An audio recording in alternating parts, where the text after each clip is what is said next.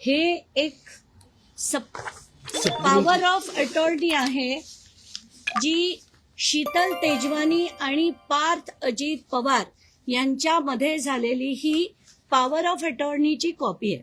या power of attorney मध्ये हीच जागा, हीच जमीन, तोच सर्वे नंबर शीतल तेजवानीनी पार्थ पवारला, आणि इथे प्रत्येक पेजवर सही आहे. तुम्ही म्हणालात ना मगाशी की सही नाही आहे, या प्रत्येक पेजवर पार्थ पवारची सही आहे, प्रत्येक पेजवर.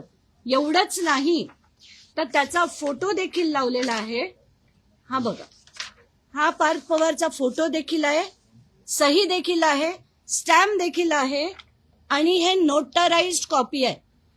हा 2021 मध्ये याच जमिनीचा पार्थ पवार आणि शीतल तेजवानी मध्ये झालेली पॉवर ऑफ अटॉर्नीची कॉपी आहे, ज्याच्यानंतर ते पत्र लिहिलं गेलं आणि ज्याच्यानंतर हा सगळा व्यवहार झाला. आता मी सगळे धक्कादायक खुलासे करते. धक्कादायक खुलासे असे, आणि हे कोणी आम्हाला पाठवले ते पण आम्ही सांगतो, की आम्हाला ऍडव्होकेट तृप्ता ठाकूर, ज्या दिग्विजय पाटलांच्या आणि शीतल तेजवानींच्या दोघांचीही ऍडव्होकेट, ज्या ऍडव्होकेट तृप्ता ठाकूर आहेत, त्यांनी मला व्हॉट्सअपवर, आणि मी यांना ताबडतोब ते फॉरवर्ड केलं, ही त्यांनाही आली आहे. तर ही फॅक्ट आहे की त्या बाईंना बहुतेक राग येत असावा की मला आणि शीतल तेजवानीला त्रास दिला जातोय, पण बहुधा पार्थ पवारला कुठेही कोणी देत नाहीये, म्हणून तिने सगळेच्या सगळे 71 पानाचे डिटेल्स आम्हाला पाठवलेत. आणि त्याच्यापैकी हॉरेबल धक्कादायक असे खुलासे आहेत. एक म्हणजे पहिला नाव आहे Shri Santosh Hingane, collector of stamp, department of registration and stamps, यांच्यातलं आणि तृप्ता ठाकूर मध्ये झालेलं सगळंच्या सगळं कॉन्व्हर्सेशन सुरुवातीपासनं, म्हणजे त्यांना जे ऍडज्युडिकेशन करून देण्याच्या आधीपासून हे हिंगणे आणि शीतल तृप्ता ठाकूर मध्ये सगळं कॉन्व्हर्सेशन आहे. आणि त्याच्यात ते म्हणतात डॉक्युमेंट्सला जे लावणार आहात ते सर्व जोडा, बाकीचा फाईल सोबत द्या. म्हणजे त्यांनी ते सांगितल्याबरोबर ती ताबडतोब त्यांना पूर्ण ज्या ऍडज्युडिकेशनचे पेपर्स, ही पीडीएफ कॉपी त्यांना पाठवते.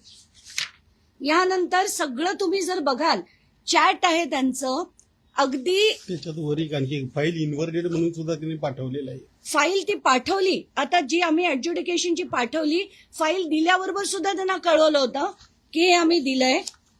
आता सर मी कोर्टातून निघालीये, मी येतेय, गुड मॉर्निंग, आणि लगेच नोटीस रेडी झाल्याबरोबर अधिकारी त्यांना कळवतात की आता नोटीस रेडी आहे.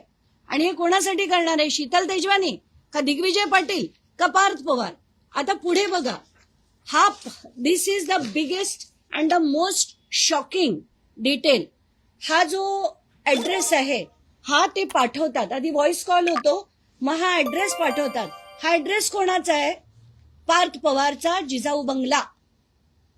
इथे त्यांना बोलवलं जात आहे का काय हे ऍडव्होकेट तृप्ता ठाकूरच सांगू शकतील. पण हा जो आता आम्ही गुगलवरनं चेक केला, हा यशवंत घाडगे नगरचा पुण्याचा लोकेशन आहे, जिथे पार्थ पवारचं घर आहे. आणि त्याच्यानंतरचे calls, voice calls, miss calls, हे सगळे जर आपण बघितले, सगळेच्या सगळे, आणि याच्यात अगदी गप्पा, कॉंग्रॅच्युलेशन, हे ते असे सगळे व्यवहार चालतात. हे झाले संतोष हिंगणे, जे कलेक्टर ऑफ स्टॅम्प्स आहेत. म्हणजे हे जे सगळे व्यवहार झाले, याच्यात सगळ्यात अधिकाऱ्यांच्या त्यांना अफाट मदत होती. आता पुढचे धक्कादायक गोष्टी हे आहेत श्री राम चौबे, जे पीए आहेत अजित पवारांचे. यांचे आणि तृप्ता ठाकूरचे कधीपासून एकत्र चर्चा होत होती तर 4 एप्रिल 2023 पासून. 2023 पासनं पीए ला माहिती आहे, पीए चॅट करतोय, सगळं अरेंज करून देतोय, आणि अजित पवारांना माहिती नाही, असं शक्य तरी आहे का? आताच्या घटनेला 4 एप्रिलला त्यांचं संभाषण आहे, 10 नोव्हेंबरला 2025 ला, आत्ता म्हणजे सगळं जेव्हा गुन्हा झाला, अमुक झालं, तेव्हा राम चौबे सीपी ऑफिसला येतात, तृप्ता ठाकूरला सांगतात मी सीपी ऑफिसला पोहोचलोय. म्हणजे याच्या सगळ्या तपासात किती ढवळाढवळ होतीये, किती गोष्टी केल्या जात आहेत. एवढंच नाही तर डिमांड नोटीसची कॉपी शेअर होते. वाघमारे जे याचे अधिकारी आहेत त्यांचा नंबर, आता तुम्ही हे सगळे पेपर बघा, इट इज सो शॉकिंग. हे पूर्णचं पूर्ण बघा, डिमांड नोटीस पासून सगळं हे पीएना माहिती होतं. आणि हे लेटर, जी नोटीस तृप्ता ठाकूरला पाठवली गेली, ती सुद्धा नोटीस त्यांच्याबरोबर व्हॉट्सअपवर शेअर करण्यात आली. हे 15 नोव्हेंबरचे.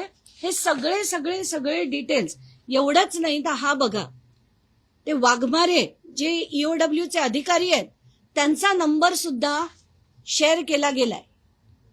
आणि याच्यानंतर कोणाला अपेक्षा असेल की याच्यात काही खरंच कारवाई होईल, कोणाला अपेक्षा असेल की खरंच पार्थ पवारचं नाव FIR मध्ये येईल. आता पुढचे मी दाखवते तुम्हाला. हे दुसरे OSD अजित पवारांचे, ढाकणे नावाचे. हे तिसरे 3 जणांनी एकूण त्यांना कॉल केलेत आणि हे पाठवलेत. एक मिनिट, अजून एक होते ना, एक राम चौबे, एक ढाकणे आणि अजून एक तिसरे होते. ते या सगळ्यांनी, आता आपण दिग्विजय पाटलांची जे झालेली जी तृप्ता ठाकूर बरोबरचं जे बोलणं होतं ते आहे. प्रशांत टेकाळे नावाचा जो होता अमेडियाचा, हे आहे. आणि सगळ्यात महत्वाचं म्हणजे ही सगळी माहिती तृप्ता ठाकूरनी जी आम्हाला पाठवली आहे त्याच्याबरोबर एक कव्हरिंग लेटर आहे जे तिने EOW ला पण लिहिलंय आणि ते तिने बावधन पोलीस स्टेशनला पण लिहिलंय. त्यामुळे ही जी माहिती आमच्याकडे काल परवा आली ती आधी त्यांनी पोलिसांना दिलेली आहे.